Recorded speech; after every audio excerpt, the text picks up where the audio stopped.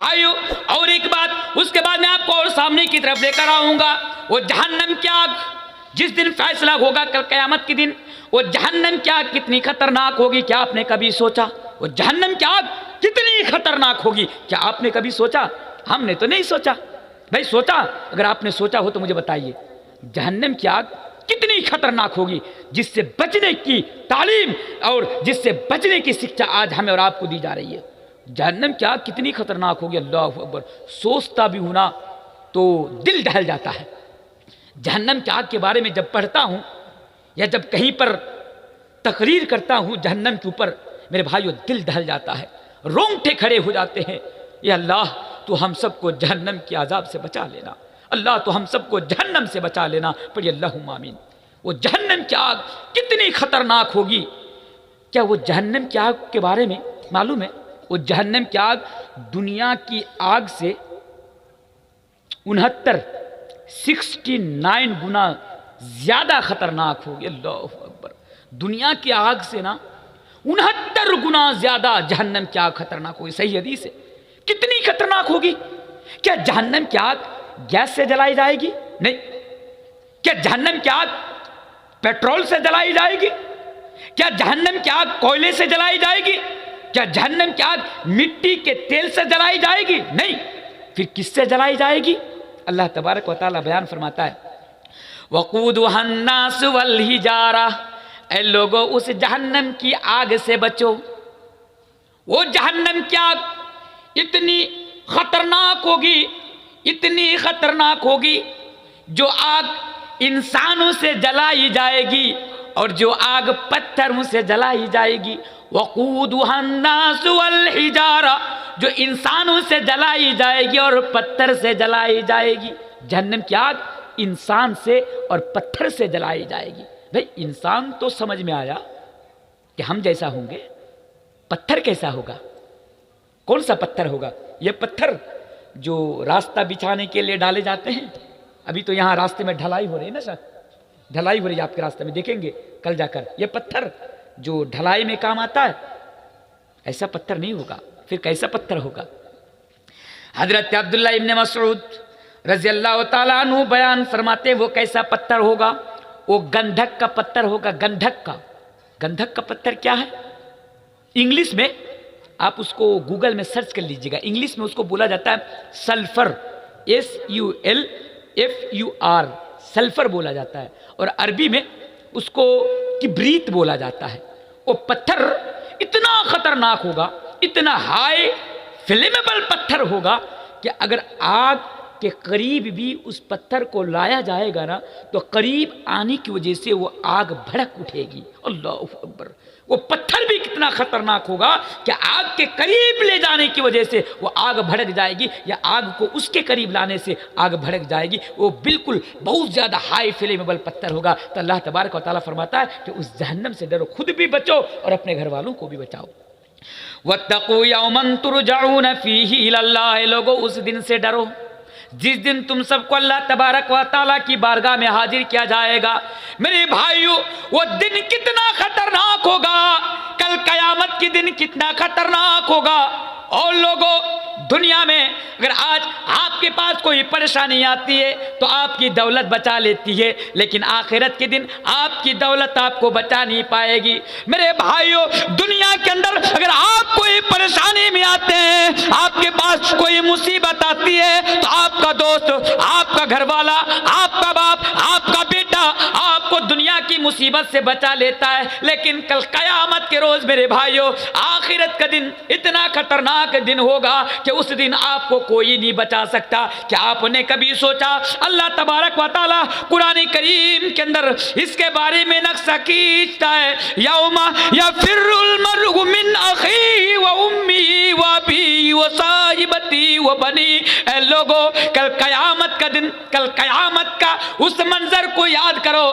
कोई किसी का काम ना आएगा, कोई किसी की मदद करने वाला ना होगा, कोई किसी को सुनने वाला ना होगा, कोई किसी का यारो मददगार ना होगा, बल्कि बाप बेटा से भागेगा, बेटा बाप से भागेगा, माँ बेटी से भागेगी, बेटी माँ से भागेगी। आज एक शौहर अपनी बीवी से कितना प्यार करता है, एक बीवी है, लेकिन कल कयामत के दिन यह शौहर अपनी बीबी को देख कर भागेगा और ये बीबी अपने शौहर को देख कर भागेगी। कोई किसी की मदद करने वाला ना होगा, कोई किसी की तरफ देखने वाला तक नहीं होगा, कोई किसी का यारो मददगार ना होगा। को दुनिया का कोई इंसान आपको जहन्नम के अज़ाब से कल आखिरत के दिन बचा नहीं पाएगा। और हाँ मेरे भाइयों, भागना तो बड़ी दूर की बात, अल्लाह तबारक व तआला कुरान करीम के अंदर इसका नक्शा खींचता है कि कल कयामत के दिन एक बेटा अल्लाह तबारक व तआला से कहेगा कि अल्लाह आज आप दुनिया बनाने के लिए, अपना बेटा को खुश रखने के लिए, अपने बेटे की ऐशो आराम के लिए आप दूसरों का हक मारते हैं, आप हराम कारोबारी करते हैं, ये सोचते हैं कि मैं दुनिया छोड़कर चला जाऊंगा तो मेरा बेटा ऐशो आराम की जिंदगी गुजारेगा। लेकिन मेरे भाइयों, कल कयामत के रोज आपका बेटा अल्लाह तबारक व तआला से कहेगा, या अल्लाह ये मेरा बाप है तो इसको पकड़ ले, मुझे छोड़ दे। या अल्लाह ये मेरी माँ है तो मेरी माँ को पकड़ ले, मुझे छोड़ दे। या अल्लाह ये मेरी बीबी है, मेरी बीबी को पकड़ ले और मुझे छोड़ दे। मेरे भाइयों, इससे हमें और आपको ये सबक मिला, ये दर्स मिला, ये पैगाम मिला कि कयामत के दिन का मंजर ये होगा कि कोई किसी की मदद करने वाला ना होगा। कयामत का दिन कितना खतरनाक दिन होगा मेरे भाइयों। आपने क्या कभी सोचा है, क्या उस कयामत के लिए आपने कोई तैयारी कर रखी है जिसके बारे में कुरान कहता है वत्तकू यौमन तुरजाऊन फीही इलल्लाह। क्या लोगों, कल कयामत के दिन सूरज बिल्कुल करीब आ जाएगा। अल्लाहू अकबर। क्या आपने कभी सोचा, आज दुनिया में हमें गर्मी लगती है, आज सूरज हम शराब से लाखों मील की दूरी पर है, करोड़ों मील की दूरी पर है, उसके बावजूद भी आज हम दुनिया में सूरज की गर्मी को, सूरज की तपिश को मेरे भाइयों बर्दाश्त नहीं कर पा रहे हैं। हम और आप गर्मी को बर्दाश्त नहीं कर पा रहे हैं। मेरे भाइयों, कुछ दिन पहले मैं आगरा गया था, यानी ठंडी से पहले मैं आगरा गया था एक प्रोग्राम के सिलसिले में। वहाँ की कमेटी ने मुझे बताया, मौलाना तनवीर साहब चलिए मैं आपको आगरा में ले जाकर, यानी ताजमहल ले जाकर मैं आपको ताजमहल घुमा कर लेकर आता हूँ। मेरे भाइयों, मैं भी तैयार हो गया, मेरे हाथों में टाइम था, मैंने कहा चलिए जब आगरा की सरजमीन पर जब आना ही हुआ तो चलिए मैं भी ताजमहल देख लेता हूँ। मेरे भाइयों, ताजमहल देखने के लिए जब मैं कमरा से निकलता हूँ, मेरे भाइयों इतनी ज़्यादा लू चलती है, इतनी ज़्यादा लू चल रही है, इतनी ज़्यादा गर्मी है कि कमरा से निकलकर 1 मिनट बाहर रहना भी मेरे लिए मुश्किल हो गया। मैंने कहा मेरे भाई, मैं ताजमहल देखने के लिए नहीं जाऊंगा क्योंकि मैं सूरज की गर्मी को और तपिश को मैं बर्दाश्त नहीं कर पा रहा हूं, मुझे होटल के कमरा तक लेकर चलिए। ये हालात है दुनिया की। आज दुनिया की गर्मी से बचने के लिए हम घरों में एसी लगा लेते हैं। मेरे भाइयों, एसी के जरिए से, पंखा के जरिए से आज हम दुनिया की गर्मी से बच जाते हैं, लेकिन कल कयामत का दिन होगा और कैसा दिन होगा, कितना खतरनाक दिन होगा, कितनी गर्मी होगी। जरा सोचिए कि अल्लाह तबारक व तआला सूरज को 1 मील की दूरी पर लेकर आ जाएगा और दूसरी हदीस के मुताबिक 3 मील की दूरी पर लेकर आ जाएगा। वो सूरज इतना करीब आ जाएगा, वो सूरज इतना नजदीक आ जाएगा कि लोग सूरज की गर्मी से यानी परेशान हो जाएगा और लोगों को उसके बकदर पसीना आएगा।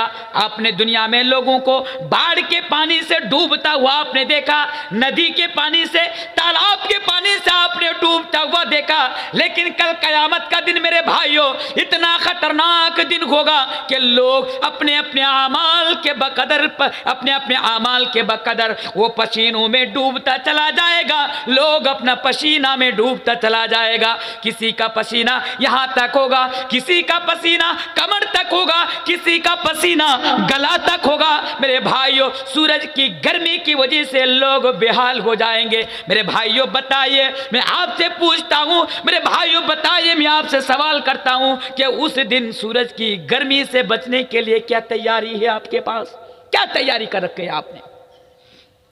मेरे भाइयों, वह आखिरत का दिन कितना खतरनाक दिन होगा। यौम तरौना तज़हलु कुल्लु मुर्ज़िअतिन अम्मा अर्ज़अत व तज़अउ कुल्लु ज़ाति हम्लिन हम्लहा व तरन नास सुकारा। वो कयामत का दिन कितना खतरनाक दिन होगा कि एक दूध पिलाने वाली माँ तुम देखोगे, यौम तरौना, तुम उस दिन देखोगे कि एक दूध पिलाने वाली माँ, आपको मालूम है, मेरी माँ और बहनों को मालूम है कि अगर आपके गोद में एक दूध पीता बच्चा हो तो उस बच्चा से आप कितना प्यार करते हैं, कितना प्यार करते हैं आप अपना बच्चा से। एक माँ अपना बच्चा से कितना प्यार करता है मेरे भाइयों। लेकिन कल कयामत के दिन, कयामत का दिन इतना खतरनाक होगा, यौम तरौना, कि तुम लोग उस दिन देखोगे कि एक दूध पिलाने वाली माँ अपने दूध पीता बच्चा को भूल जाएगी, अपना बच्चा को दूध पिलाना भूल जाएगी। और तुम देखोगे वो कयामत का दिन इतना खतरनाक होगा, इतना खतरनाक होगा कि एक हामिला औरत, यानी जिसका पेट में बच्चा हो, उसका हमल गिर जाएगा, कयामत के डर की वजह से उसका बच्चा साकित हो जाएगा, पेट से उसका बच्चा गिर जाएगा। वो कयामत का दिन कितना खतरनाक होगा मेरे भाइयों। बताइए उस दिन के लिए आपने क्या तैयारी कर रखी है। इसीलिए तो अल्लाह तबारक व तआला फरमाता है, वत्तकू यौमन तुरजाऊन फीही इलल्लाह, के लोगों उस दिन से डरो जिस दिन तुम सबको अल्लाह की बारगाह में हाजिर किया जाएगा, जिस दिन तुम सबको अल्लाह की बारगाह में जमा किया जाएगा। क्या तैयारी है? आगे आइए, वो कौन सी चीज है? ये अलग बात है कि आज हम और आप अल्लाह और अल्लाह के रसूल के मानने वाले हैं, ये अलग बात है कि आज हम और आप भी मुसलमान हैं, उसके बावजूद भी आज हमें कयामत की, आखिरत की फिक्र नहीं। लेकिन जरा सहाबा किराम की जिंदगी उठाकर पढ़िए, वो कौन सी चीज है मेरे भाइयों। हजरत अमीरुल मोमिनीन खलीफतुल मुस्लिमीन हजरत उमर रज़ी अल्लाह तआला अन्हु एक बादशाह है, खलीफा है, मुसलमानों के अमीर हैं। वो कौन सी चीज है जो हजरत उमर रज़ी अल्लाह तआला अन्हु को मेरे भाइयों रात में सोने नहीं देती है? वो कौन सी चीज है जो हजरत उमर की पीठ को बिस्तर पर लगने नहीं देती है? वो कौन सी चीज है? हजरत अमीरुल मोमिनीन हजरत उमर एक बादशाह है, खलीफा है, रात को सोते नहीं है, रात में गश्त लगाया करते हैं, मदीने की गलियों में चक्कर लगाया करते हैं, ये सोच कर कि मेरी हुकूमत के अंदर, मेरी रियाया के अंदर कोई भूखा ना सो जाए, मेरी रियाया के अंदर कोई किसी परेशानी में मुब्तला ना हो। हजरत उमर को ये चीज सोने नहीं देती है कि अगर आज मेरी रियाया के अंदर, जहां तक मेरी हुकूमत है, कोई भूखा सो जाएगा तो कल कयामत के दिन इसके बारे में मुझसे सवाल किया जाएगा, कल कयामत के दिन इसके बारे में मुझसे पूछा जाएगा और मैं अल्लाह की अदालत में खड़ा होकर मैं उस चीज का, उस सवाल का मैं जवाब ना दे पाऊंगा। एक दिन की बात है मेरे भाइयों, आखिरत की फिक्र कीजिए, आखिरत की तैयारी कीजिए। एक दिन की बात है, हजरत उमर रज़ी अल्लाह तआला अन्हु और उसका गुलाम मदीने की गलियों में घूम रहे हैं, गश्त लगा रहे हैं। मुअर्रिखीन लिखते हैं कि अभी मदीने की गलियों से अभी निकले भी नहीं कि मदीने के कुछ दूरी पर एक जगह पर एक खैमा लगा हुआ है, एक चबूतरा लगा हुआ है और वहाँ पर आग जलने की रोशनी आ रही है, दूर से दिखाई दे रही है कि वहाँ पर आग जल रही है, यानी वहाँ पर कुछ लोग हैं। अमीरुल मोमिनीन हजरत उमर रज़ी अल्लाह तआला अन्हु अपने गुलाम के साथ, गुलाम का नाम असलम है, असलम को साथ में लेते हैं और कहते हैं कि चलो मेरे साथ चलो, देखता हूं कि वहां पर वो कौन लोग हैं, उन्हें किसी किस्म की कोई परेशानी तो नहीं है, उन्हें किसी किस्म की कोई तकलीफ तो नहीं है। हजरत उमर गए, जाने के बाद क्या देखा, एक औरत यानी चूल्हे पर हंडी रखी हुई है और वो कुछ बना रही है, हंडी के अंदर कुछ पका रही है और उसके इर्द गिर्द दो छोटे छोटे बच्चे बैठे हुए हैं। हजरत उमर ने, देखिए अमीरुल मोमिनीन है, बादशाह है, हाकिम है, खलीफा है, वो सवाल करते हैं कि औरत तू इतनी रात को हंडी में क्या बना रही है, तो इतनी रात को हंडी में क्या पका रही है। उस औरत ने जवाब दिया, ऐ अजनबी शख्स, मैं आपको जानती नहीं, मैं आपको पहचानती नहीं, मैं गरीब हूँ, मेरे पास खाने को कुछ नहीं है, मेरा शौहर का इंतकाल हो गया, मेरा शौहर एक जंग में शहीद हो गया, यानी मेरा शौहर को, मेरा हस्बैंड को कत्ल कर दिया गया, मेरे पास खाने को कुछ नहीं है, मेरे बच्चे भूख के मारे में तड़प रहे हैं, उनको खिलाने के लिए, देने के लिए मेरे पास कुछ नहीं है, मैं गरीब हूँ, बस मैं हंडी में पानी को गर्म कर रही हूँ और अपने बच्चे को तसल्ली दे रही हूँ। यहाँ तो इसलिए कि मेरा बच्चा को ये लगे, उनको ये सुकून मिले जानकर कि हंडी में मेरी माँ खाना बना रही है, हंडी में मेरी माँ खाना पका रही है, खाना पकेगा तो हम पेट भर कर खाना खाएंगे, बस मैं अपने बच्चे को तसल्ली दे रही हूँ। और इसी इंतज़ार में, इसी आश में, यानी खाना पकने की इंतज़ार करते करते मेरे बच्चे सो जाएंगे, मैं भी उस चीज़ का इंतज़ार कर रहा हूँ कि मेरे बच्चे सो जाए। मेरे भाइयों, मुअर्रिखीन लिखते हैं, हजरत उमर ने सवाल क्या कि औरत, जब तुम्हारे पास खाने के लिए खाने का सामान नहीं, जब तू भूखी है, तेरे बच्चे भूखे हैं, तो अमीरुल मोमिनीन हजरत उमर के पास क्यों नहीं गई? अगर हजरत उमर के पास जाती तो वो तुम्हें खाने के लिए कुछ दे देता। उस औरत का जवाब सुनो। उस औरत ने जवाब दिया कि अजनबी शख्स, मैं क्यों जाऊं उमर के पास, मैं क्यों जाऊं बादशाह के पास, खलीफा के पास मैं क्यों जाऊं? अल्लाह ने उसको मेरा जिम्मेदार बनाया, उमर को मेरे पास आना चाहिए था, मैं उनके पास क्यों जाऊं? हजरत उमर ने कहा कि औरत, वो इतनी बड़ी रियाया का खलीफा है, चारों तरफ उसकी हुकूमत है और उसके मातहत बहुत सारे लोग हैं। हजरत उमर किन किन के पास जाए, उनकी बादशाह तो बड़ी है, वो किन किन के पास जाए और किन किन का हाल पूछे। उस औरत ने जवाब दिया कि ऐ अजनबी शख्स, जब हजरत उमर ऐसा कर नहीं सकता, जब हजरत उमर सबकी खबर नहीं ले सकता, तो हजरत उमर फिर खलीफा क्यों बने, वो अमीर क्यों बने, वो इस्तीफा क्यों नहीं दे देते? उसके बाद उस औरत ने कहा कि अजनबी शख्स, मैं आपको गवाह बनाकर आज एक बात कह रही हूं, कितनी बड़ी बात है, सुनिए। वो औरत कहती है, ए अजनबी शख्स, कल कयामत का दिन होगा, कल आखिरत का दिन होगा, मैं होंगी और मेरे ये दो छोटे छोटे बच्चे होंगे और हजरत उमर होंगे, और मैं हजरत उमर का दामन पकड़ कर मैं अल्लाह से शिकायत करूंगी। हजरत उमर के सामने करे, कल आखिरत के दिन, कल कयामत के दिन मैं हजरत उमर का दामन पकड़कर मैं अल्लाह से शिकायत करूंगी कि अल्लाह, ये उमर खलीफा था, दुनिया में ये उमर अमीर था और इनकी हुकूमत में मैं और मेरे बच्चे भूखे थे, हजरत उमर ने हम लोगों की खबर नहीं ली थी, मैं अल्लाह से शिकायत करूंगा। जब ये बात हजरत उमर सुनते हैं, हजरत उमर की आंखों में आंसू आ जाता है। हजरत उमर जल्दी जल्दी घर आते हैं। घर में आने के बाद बैतुल माल में से, यानी बैतुल माल में से कुछ खाने की अशिया, यानी कुछ खाने की चीज़ों को एक बोरी में डालते हैं और बोरी में डालने के बाद अपने कंधे के ऊपर उठाकर चलने लगते हैं। हजरत उमर का गुलाम असलम कहता है, या अमीरुल मोमिनीन, आप ये बोरी मुझे दे दीजिए। हजरत उमर कहते हैं, असलम नहीं नहीं, मैं तुम्हें भला बोरी क्यों दूं? वो कहता है, मैं आपका गुलाम हूँ, मैं आपका गुलाम हूँ, आप मुझे दे दीजिए, मैं आपका बोझ उठाता हूँ, आप मुझे दे दीजिए, मैं बोरी अपने सर पर, अपने कंधे पर उठा लेता हूँ। हजरत उमर कहते हैं, ऐ असलम, क्या बताओ, क्या तुम कल कयामत के दिन भी, कल आखिरत के दिन भी मेरा बोझ उठाओगे? उसने जवाब दिया, या अमीरुल मोमिनीन, नहीं नहीं, कल कयामत के दिन तो आप अपना बोझ उठाएंगे और मैं अपना बोझ उठाऊंगा। मेरे भाइयों, जल्दी जल्दी हजरत उमर उस औरत के पास आते हैं और आने के बाद वो तमाम चीजें उन्हें दे देते हैं और कहते हैं, ए लो, इसको बना लो, खुद भी खाओ और अपने बच्चों को खिलाओ। मेरे भाइयों, उसके बाद कुछ दूरी पर चल जाते हैं।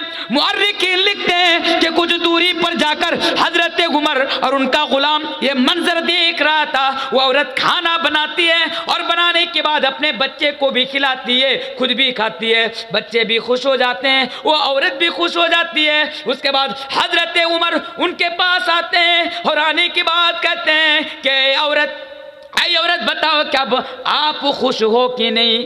औरत जवाब देती है कि हाँ मैं बहुत खुश हूँ। उसके बाद मुअर्रिखीन लिखते हैं कि औरत इतना ज़्यादा खुश हो जाती है और वो कहती है कि ऐ अजनबी शख्स, मेरी मदद करने वाला, मेरी सहायता करने वाला, खलीफा तो आपको बनना था, अमीर तो आपको बनना था। उसके बाद हजरत उमर उस औरत से कहते हैं, ऐ औरत, क्या मैं आपसे एक रिक्वेस्ट करूं? क्या मैं आपसे एक दरख्वास्त करूं? उसने कहा हाँ, आपने मेरी मदद की, आप मुझे यानी दरख्वास्त कर सकते हैं, आप मुझे यानी रिक्वेस्ट कर सकते हैं। उसके बाद हजरत उमर ने कहा कि औरत आप हजरत उमर को माफ़ कर दो, ये औरत आप हजरत उमर को माफ़ कर दो। वो औरत कहती है चलो जब आपने कहा तो मैं हजरत उमर को माफ़ कर दिया, मैं हजरत उमर को माफ़ कर दिया। उसके बाद हजरत उमर रज़ी अल्लाह ताला अन्हु उस औरत से कहते हैं कि कल आप जब सुबह होगी मदीने में आना, हजरत उमर के पास आना, हजरत उमर आपके लिए वजीफ़ा मुकर्रर कर देगा। तो मेरे भाइयों ये क्या चीज़ है? यही तो फिक्र आखिरत है कि हजरत उमर रात की तारीकियों में गश्त लगाते हैं, मदीने की गलियों में घूमते हैं, चक्कर लगाते हैं कि कोई भूखा तो नहीं रह गया है, कोई किसी परेशानी के आलम में मुब्तला तो नहीं है। अगर होगा तो कल क़यामत के दिन इसके बारे में मुझसे सवाल किया जाएगा और मैं इसका जवाब नहीं दे पाऊंगा। यही मेरे भाइयों फिक्र आखिरत है। आखिरत के बारे में आप सोचिए कि आखिरत के बारे में आपने क्या तैयारी कर रखी है। और एक बड़ा ज़बरदस्त वाक़या आखिरत यानी फिक्र आखिरत को सामने रखते हुए मैं आपके सामने करता हूँ। मेरे भाइयों, हजरत उमर का बेटा हजरत अब्दुल्ला इब्न उमर का वाक़या है कि हजरत अब्दुल्ला इब्न उमर रास्ते से गुजर रहे, बिल्कुल सही वाक़या है। हजरत अब्दुल्ला इब्न उमर रास्ते से गुजर रहे हैं, दोपहर का टाइम है, यानी तपती हुई धूप है और हजरत अब्दुल्ला इब्न उमर के साथ उनके कई और साथी हैं, रास्ते से जा रहे हैं। हजरत अब्दुल्ला इब्न उमर कहते हैं, अपने साथियों से कहते हैं कि धूप बहुत तेज हो गई, धूप बड़ी तेज हो गई, एक साया की तलाश करो, वहाँ पर थोड़ी देर आराम करेंगे और भूख भी लगी है, वहाँ पर थोड़ी देर आराम कर कर खाना भी खा लेंगे, यानी साथ में जो खाना लिए हुए थे। चलते गए, एक साया नजर आया। हजरत अब्दुल्ला इब्न उमर और उनके साथी उस साया के करीब पहुंचे और पहुंचने के बाद वहां पर बैठ गए और बैठते ही हजरत अब्दुल्ला इब्न उमर ने अपने साथियों से कहा कि चलो खाना निकालो। उन लोगों ने दस्तरखान बिछाया और खाना निकाला। इतने में हजरत अब्दुल्ला इब्न उमर की नज़र एक बकरी के चरवाहा के ऊपर पड़ गई। एक नौजवान जो अपनी बकरियों को हाँकते हुए चराते हुए इस साये के करीब आ रहा था। हजरत अब्दुल्ला इब्न उमर की नज़र भी उस इंसान के ऊपर, उस नौजवान के ऊपर पड़ जाती है। हजरत अब्दुल्ला इब्न उमर कहते हैं कि ठहरो, अभी खाना मत खाओ, वो भी यहीं आ रहे हैं, उन्हें भी साथ लेकर खाना खाऊंगा। मेरे भाइयों, वो नौजवान बकरी का चरवाहा बकरियां हाँकते हाँकते चराते चराते इस साया के करीब आ जाता है। यहाँ जब पहुँच जाता है, हजरत अब्दुल्ला इब्न उमर कहते हैं, ऐ मेरा भाई आ जाओ, दस्तरखान बिछा हुआ है, खाना भी रेडी है, आओ हम तमाम मिलकर खाना खाते हैं, आओ तुम भी हम लोगों के साथ शुमार हो जाओ, तुम भी हम लोगों के साथ शामिल हो जाओ। अब उस नौजवान का जवाब सुनिए। और फिक्र आखिरत किसे कहते हैं, आखिरत की फिक्र किसे कहते हैं, आप इस वाक़या से पता लगा सकते हैं। उस नौजवान ने कहा कि अजनबी शख्स, बकरी का चरवाहा, उसने कहा, ऐ अजनबी शख्स, मैं रोजे से हूँ, मैं खाना नहीं खा सकता। बोला रोजे से हो? इतनी धूप, इतनी गर्मी, और वो भी बकरी का चरवाहा, रोजे से हो? बोला हाँ रोजे से हूँ। हजरत अब्दुल्ला इब्न उमर सोच रहे हैं कि चलो भाई इसका एक इम्तिहान ले लेता हूँ, इसकी आजमाइश कर लेता हूँ कि ये सही मानों में रोज़ा है, मैं रोज़ा से है या नहीं है, या इसका रोज़ा कहाँ तक काम आ रहा है, जरा देखूं। हजरत अब्दुल्ला इब्न उमर उसका इम्तिहान लेने के लिए उससे कहते हैं, ऐ नौजवान, ऐ नौजवान, तुम्हारे सामने, तुम्हारे पास बहुत सारी बकरियां हैं, इन बकरियों में से एक बकरी मुझे फरोख्त कर दो, एक बकरी मुझे बेच दो, अभी पकाऊंगा, तुम्हें कीमत भी अदा करूंगा, हम लोग तमाम लोग मिलकर खाएंगे, एक बकरी बेच दो। उस नौजवान ने कहा, ए अजनबी शख्स, आप ये कह रहे हो कि मैं आपको एक बकरी फरोख्त कर दूं, एक बकरी बेच दूं? ऐ नौजवान, ऐ अजनबी शख्स, मैं आपको बकरी फरोख्त नहीं कर सकता, मैं आपको बकरी बेच नहीं सकता। हजरत अब्दुल्लाह इब्न उमर ने कहा, क्यों नहीं बेच सकते?